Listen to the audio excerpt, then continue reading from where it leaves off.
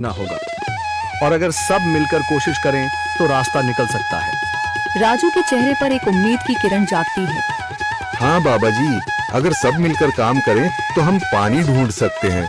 हमने पहले कभी ये कोशिश ही नहीं की। लेकिन इतनी कठिन जमीन में नया कुआं खोदना आसान नहीं। मुश्किल जरूर है, नामुमकिन नहीं। अगर हम मिलकर काम करें तो ये हो सकता है। राजू खड़ा हो जाता है, उसकी आंखों में एक नई रोशनी है। तो फिर हम कल से काम शुरू करेंगे।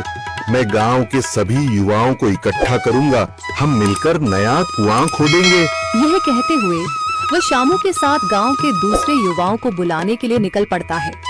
कहीं दूर से गरज की हल्की सी आवाज आती है, जैसे आकाश ने उनकी उम्मीदों की गवाही दे दी हो।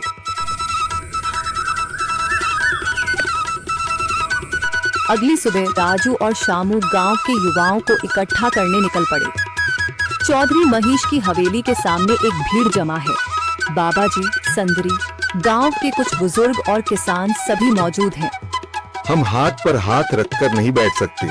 अगर अल्लाह ने हमें हिम्मत दी है तो हमें खुद पानी के लिए मेहनत करनी होगी। हम एक नया कुआं खोदेंगे। लेकिन राजू, क्या हमें यकीन है कि वहाँ पानी मिलेगा? बेटा, पानी जमीन के अंदर होता है, बस सही जगह खोदने की जरूरत है। हमने अपने बुजुर्गों से सुना था कि पुरानी नहर के पास जमीन नरम थी, शायद वहीं पानी हो। बाबा जी सही कह रहे हैं। अगर तुम सब यह काम करने के लिए तैयार हो तो मैं अपने कुछ मजदूर भेज सकता हूँ। धन्यवाद चौधरी जी, लेकिन हम सब खुद भी मेहनत करेंगे। यह हमारे गांव के अस्तित्व की लड़ाई है। संदरी, जो अब तक चुप थी, आगे बढ़ती है। हम औरतें भी पीछे नहीं रहेंगी। हम पानी लाने की व्यवस्था करेंगी, खाना बनाएंगी, ताकि तुम सब आराम से काम कर सको। यही हिम्मत चाहिए थी संदर। पूरा गांव एक नई उम्मीद के साथ कुआं खोदने की तैयारी में जुट जाता है। दूसरी ओर कुआं खोदने का काम शुरू हो चुका है। राजू, शामू और दूसरे युवा बेलचे चलाने लगते हैं। मिट्टी बाहर निकाली जाने लगती है। तेज गर्मी के बावजूद सब पूरी हिम्मत के साथ जुटे हुए हैं। दोपहर की तेज धूप जमीन आग की तरह तप रही है। गांव के लोग लगातार कुआं खोदने में जुटे हैं। हाथ छिलने लगे हैं, माथे से पसीना बह रहा है, मगर किसी ने हार नहीं मानी।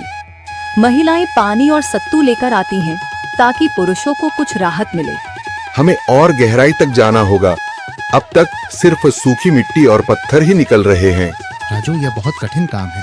अगर हमें पानी न मिला। अल्लाह मेहनत करने वालों को कभी निराश नहीं करता बेटा। तुम सब अपनी कोशिश जारी रखो, पानी जरूर निकलेगा। हिम्मत मत हारो। अगर अब रुक गए तो फिर कभी पानी नहीं मिलेगा। सभी फिर से जोश में आकर काम में जुट जाते हैं, मगर सूरज की तपिश बढ़ती जा रही है और कई लोगों की सांसें तेज चलने लगती हैं। तभी एक तरफ से रामलाल और उसके आदमी हंसते हुए आते हैं। अरे भाई, तुम्हें लगता है कि जमीन तुम पर रहम करेगी? हाँ हाँ, ना समझ लोग, ये सब बेकार की मेहनत है। रामलाल, हमारा हौसला मत तोड़ो। अगर तुम मदद नहीं कर सकते तो कम से कम मजाक भी मत उड़ाओ। मदद? हाँ, मैं अपने कुएं का पानी बेच सकता हूँ, मगर मुफ्त में नहीं दूंगा। राजू सब अनसुना कर फिर काम में लग जाता है। शाम होने लगती है, लेकिन अभी तक पानी का नामो निशान नहीं। कुछ लोग मायूस होकर पीछे हटने लगते हैं। राजू, शायद रामलाल सही कह रहा है, यह सब बेकार है। नहीं शामू, हमें हार नहीं माननी। अगर आज हार गए तो फिर कभी हिम्मत नहीं कर पाएंगे। तभी अचानक फावड़ा किसी कठोर चीज से टकराता है। एक अजीब सी आवाज आती है। राजू चौंक कर देखता है और जल्दी जल्दी मिट्टी हटाने लगता है। अचानक एक ठंडी लहर महसूस होती है। सभी लोग दौड़कर आते हैं। जैसे जैसे मिट्टी हटती है, नीचे से गीली जमीन नजर आने लगती है। सब हैरान रह जाते हैं। सुभान अल्लाह, मैंने कहा था ना, अल्लाह हमारी मेहनत को जाया नहीं करेगा। राजू और बाकी सभी जोर लगाते हैं। कुछ ही पलों बाद अचानक मिट्टी के नीचे से पानी की एक छोटी सी धारा फूट पड़ती है। गांव वाले खुशी से चिल्ला उठते हैं। पानी पानी निकल आया।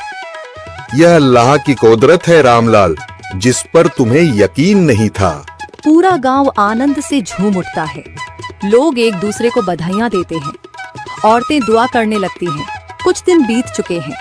गांव वाले नए कुएं से पानी भर रहे हैं, खेतों को सींच रहे हैं और जिंदगी फिर से पट